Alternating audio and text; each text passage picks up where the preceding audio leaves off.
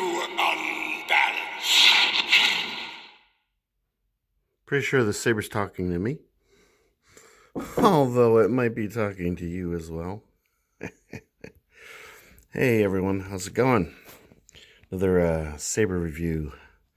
We're watching some Christopher Titus stand-ups, so this could go some weird places.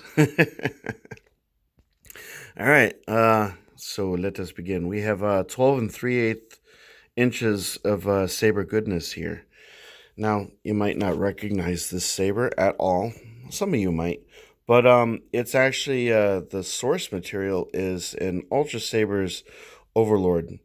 I don't actually own an unfettered Ultrasabers Overlord. This is my first experience with this particular hilt. And it's a very comfortable hilt. It's I don't find it particularly too spectacular. It's sort of one of the ones that Ultrasabers has been offering for a while, and I've seen some reviews, and it looks pretty cool. I mean, it's generally a kind of a mostly black finish with silver highlights, and I think it might have kind of that LE sort of effect here, and usually this is kind of silver.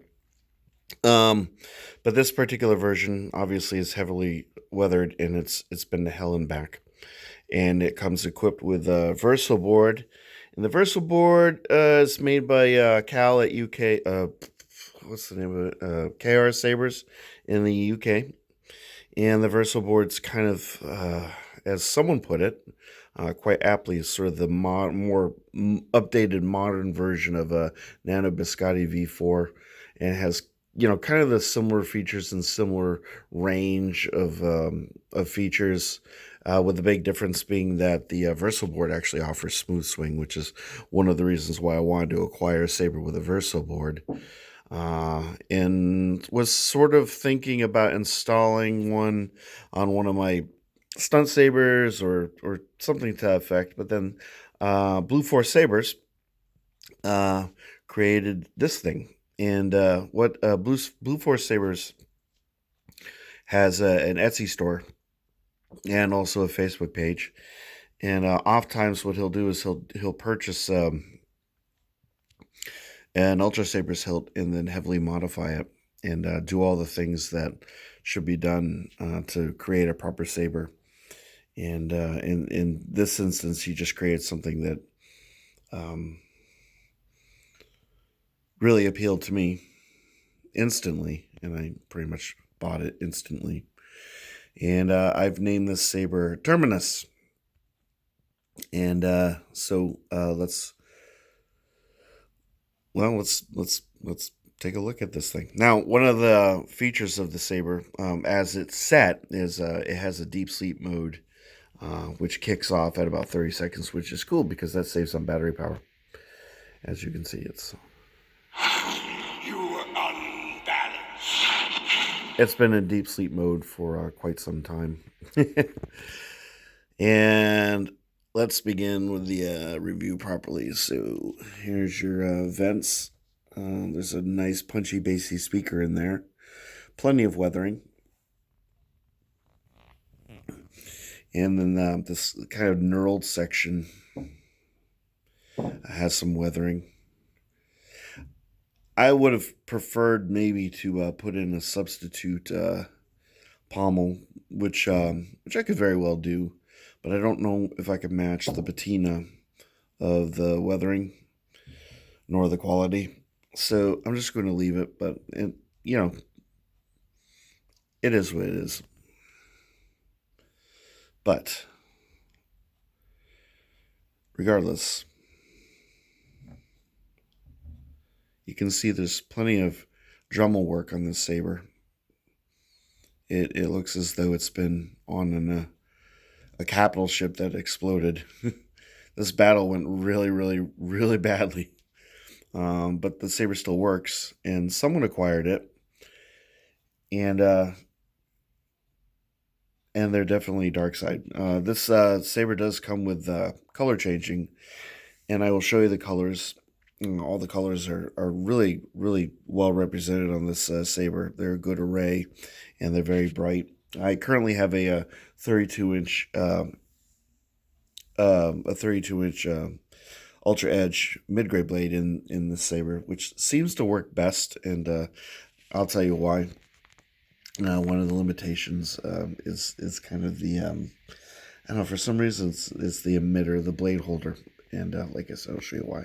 Now the way this works. I already kind of demonstrated this when I unboxed the saber, so I'm not going to do this now. But when you remove the pommel cap, you have a retention screw which holds a 3D printed chassis in place, and that contains a lithium-ion 18650 battery, the Verso soundboard with the micro USB card that has the single sound font that the Verso board can use. Currently, it has a Kylo Ren font on here, and a kill key. So the saber did come with a kill key, and you just slide the chassis out.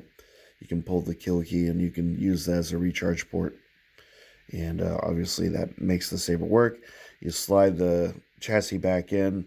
I put the chassis in, and then kind of screw the pommel on, and then I tighten the chassis into place with the retention screw, because I want the end of the speakers close to the pommel for maximum soundage, and then this locks into place and it doesn't roll around, which is really cool.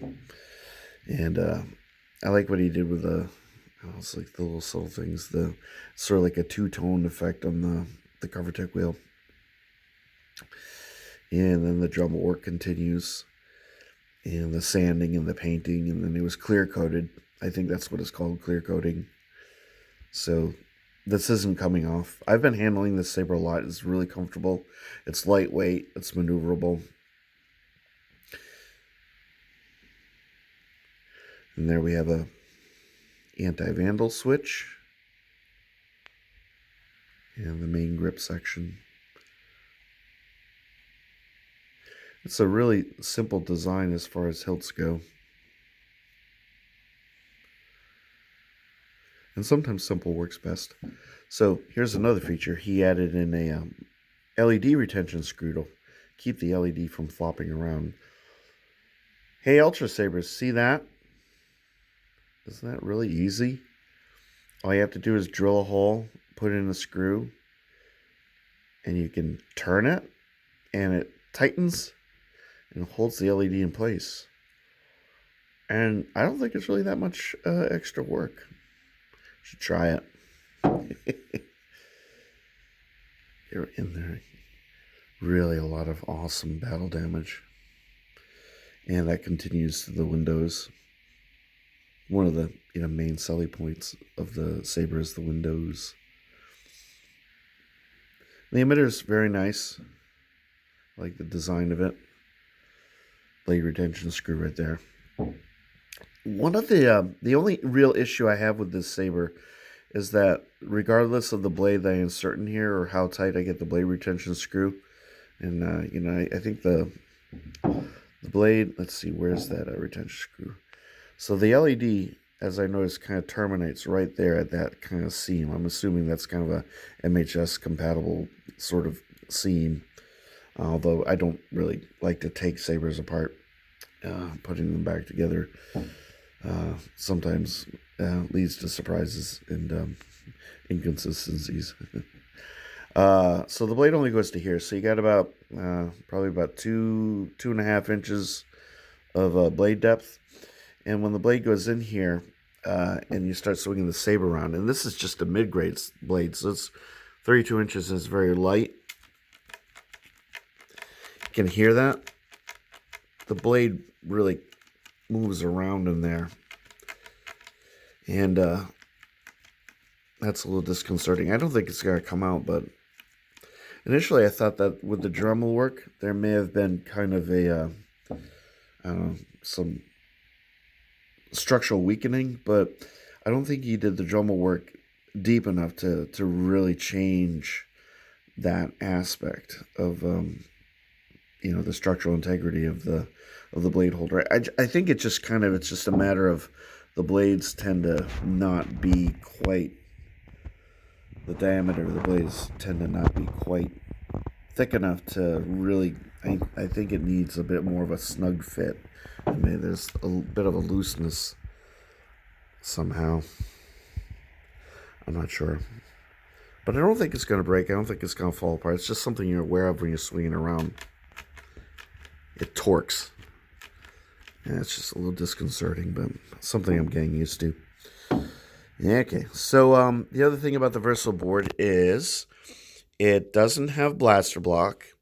It doesn't have lockup effects. So that's like a Nano Biscotti V4.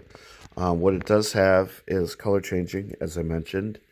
And it also has a mute feature, which is awesome. And obviously it has flash on clash, and it also has smooth swing. With this particular font, I find that the swings, which I'll demonstrate shortly, sound good when it's swinging, but if you really want to lay into it and get kind of that heavy swing when you really get in there and you really swing that, you don't get that grand Kylo Ren kind of, that I don't know, it's hard to explain. It's the smooth swing, although you do get the accelerometer does change the aspect of the swing. It's very subtle, and I find that overall the effect of this particular saber with this font is very subtle, but I've gotten used to it, and it's not really an issue for me. It's just something worth mentioning. I'm thinking that perhaps a different font might perform better on this saber, but I'm kind of a purist, and I like to keep things the way I receive them in these kinds of instances, because I consider purchasing a saber like this kind of like purchasing a piece of art, and I would not want to alter the artist's work. That's just the way I feel about it. Only in these, kind of customization instances. Yeah, so let's turn the saber on. Let's boot it up. You are unbalanced. So if you want to mute it, you just hold the button. You hear a chime, or whatever you want to call it, and turn the saber on. And voila, it is on. And turn it off, you just hold the button. Turn it off, you hold that again. You get another sound. And there you go. Now, for color changing, it's just a double tap. So you have green. Let's see, what's the best surface for this? Contrast. All right. Guardian blue. Fuchsia or pink, what have you. A really nice purple. This is, I can't really do it justice, but this is one of the nicer purples. And I'll show you the flash and clash with the purple.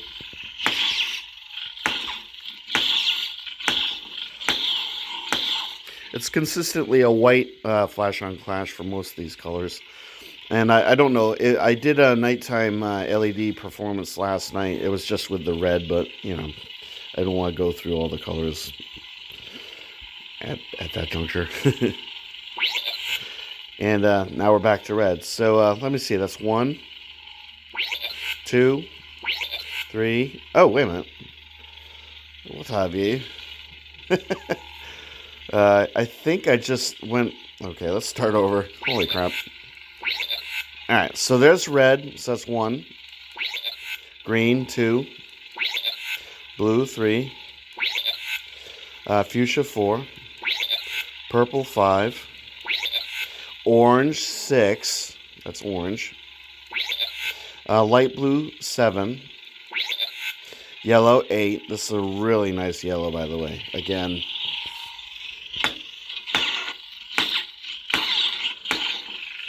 And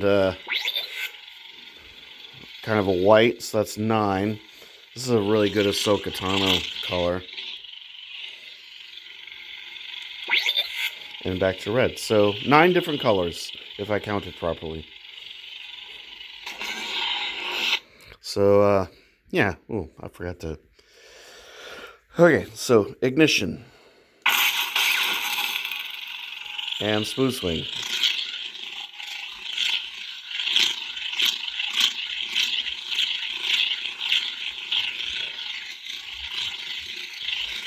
You get what I'm saying? Like, you really lay into it.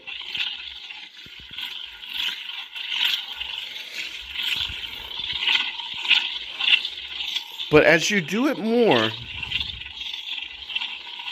you hear how there's kind of a pitch shift? The saber registers that you're really laying into it. Whoops. Well, that hasn't happened before. Go on.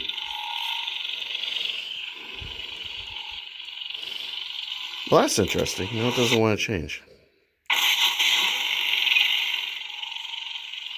What's going on here? Okay, there we go.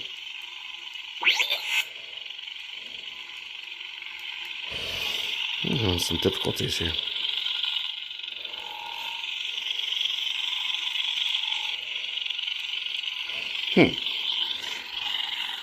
I think my hands stopped working.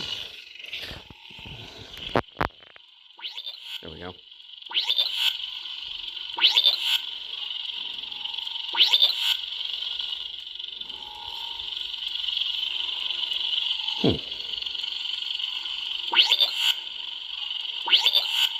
Alright. That wasn't the saber's fault. I wasn't doing it right. Alright. So as I was saying, before I was interrupted, is as you start swinging around more, it's almost as though the board registers that, and then you get that pitch shift. So I'm going to shut up and just do it. Okay, just listen.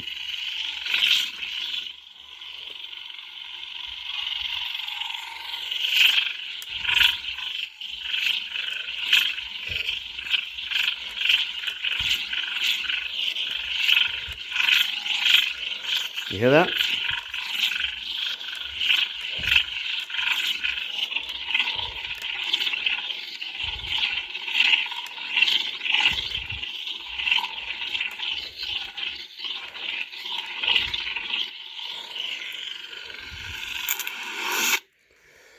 Anyway, wow, that's tiresome. So it goes through these pitch shifts, and that's kind of interesting and unique.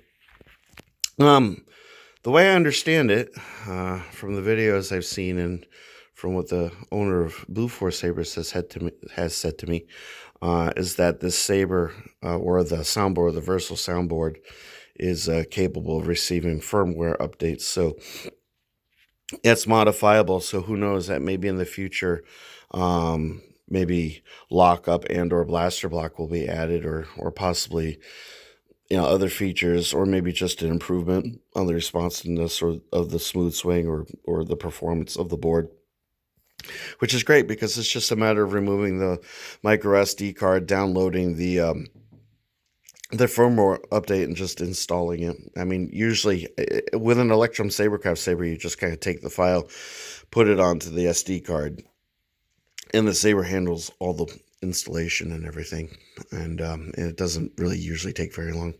So let me give you one more visual tour so you can see the work. I like the mix of kind of it's like a bronzing effect mixed with black, so the it just feels like the original black has been worn away. And usually where the wearing occurs, it kind of corresponds with the Dremel work. So there's an inalienable kind of logic to how the weathering is done, not sort of haphazard. Like, I mean, I wouldn't say I love, but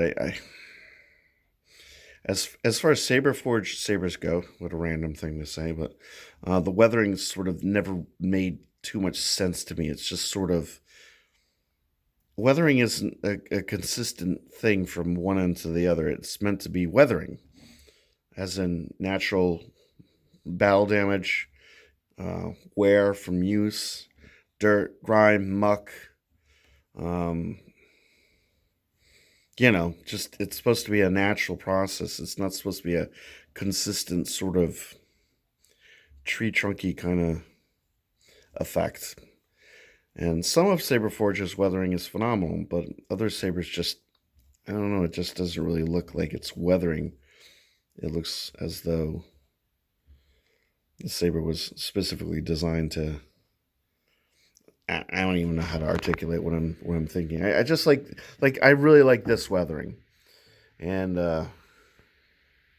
yeah. No, anyway, I'm just gonna show you these windows up close. You were unbalanced.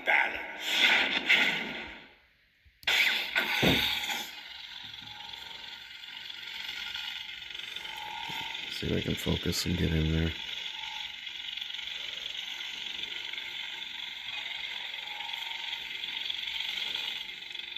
I always like showcasing windows. So yeah, this is light enough and balanced enough for one-handed wheeling, as you saw me doing earlier. But obviously, this is a saber that the hilt's plenty long. I mean, what did I say? 12 3/8 inches. Did I even say that? I measured it. I measured it off camera, so you didn't get to see my ruler. And getting all the requisite comments about my ruler.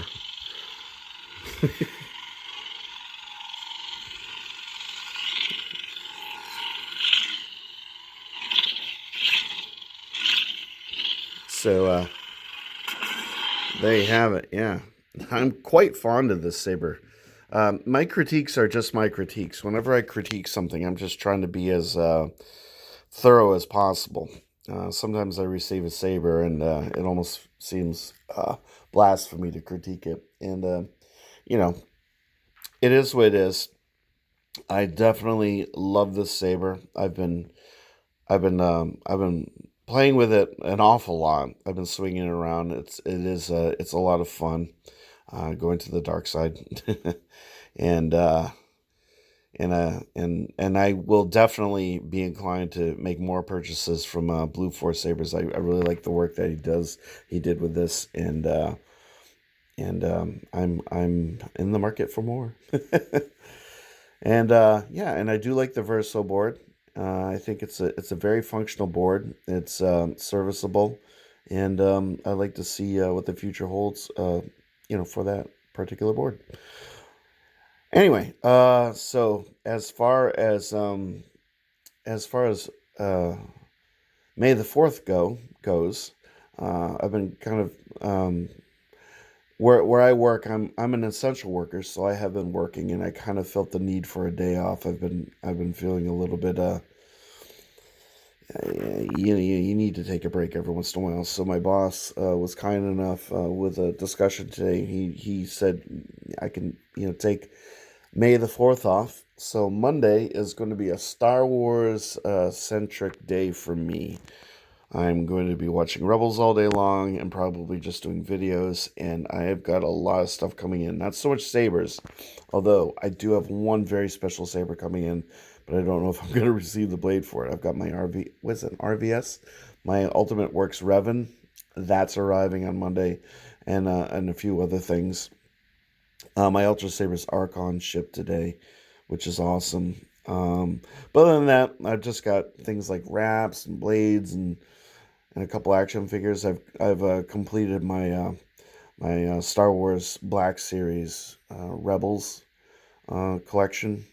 So I'll have Hera Syndulla coming on, probably not on Monday. I think that's coming on Tuesday, but Chopper's coming on Monday. So I'll have a Chopper figure. I might even do a review of Chopper.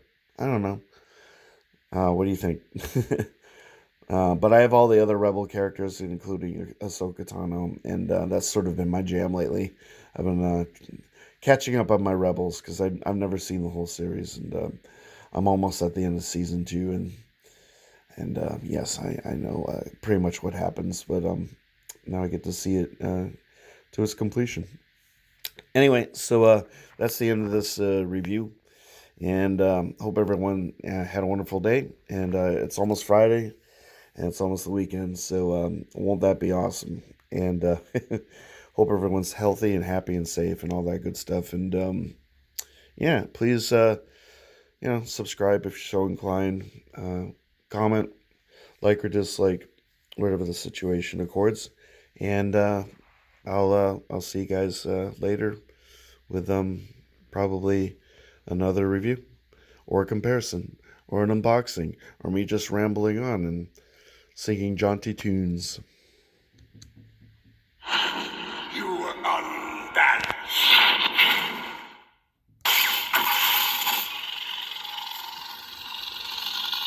Take care, guys.